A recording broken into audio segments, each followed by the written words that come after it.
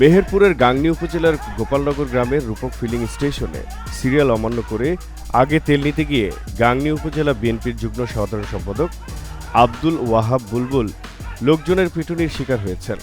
মঙ্গলবার দুপুরে এই ঘটনা ঘটে।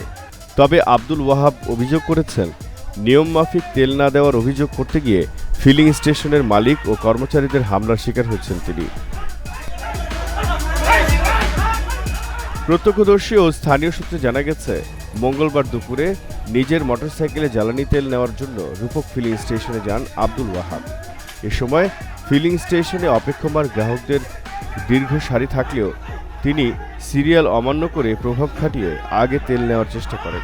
এতে সারিতে দাঁড়িয়ে থাকা সাধারণ লোকজন ও পাম্পের কর্মচারীরা বাধা দিলে তাদের সঙ্গে বাগবিতণ্ডায় জড়ান। এক পর্যায়ে উপস্থিত জনতা ও পাম্পের কর্মচারীরা ক্ষুব্ধ হয়ে সংঘবদ্ধভাবে তাঁকে পিটুনি দেন।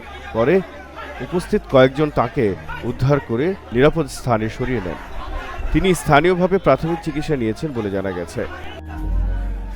বিএনপি নেতা আব্দুল ওয়াহাব দাবি করেন, পাম্পের মালিক ক্রেতাদের নিয়মমাফিক জ্বালানি তেল দিচ্ছে না। এমন অভিযোগ জানাতে গেলে মালিক ও কর্মচারীরা আমার উপর হামলা করেন। এই ঘটনায় আইনগত ব্যবস্থা নেওয়া হবে। তবে ফিলিং স্টেশনের মালিক রহমান মিয়া অভিযোগ অস্বীকার করে বলেন, আব্দুল ওয়াহাব নেতা মানুষ। এখন যে পরিবেশ চলছে, এই সময়ে তিনি ক্ষমতার প্রভাব দেখাতে গিয়ে জনগণের পিটুনির শিকার হয়েছেন। বিষয়টি দুঃখজনক। এদিকে গাংনী থানার ভারপ্রাপ্ত কর্মকর্তা উত্তম কুমার দাস বলেন, ফিলিং স্টেশন কর্তৃপক্ষ বা ভুক্তভোগী নেতার পক্ষ থেকে থানায় এখন পর্যন্ত কোনো অভিযোগ করা হয়নি। অভিযোগ পেলে ঘটনা খতিয়ে দেখা হবে।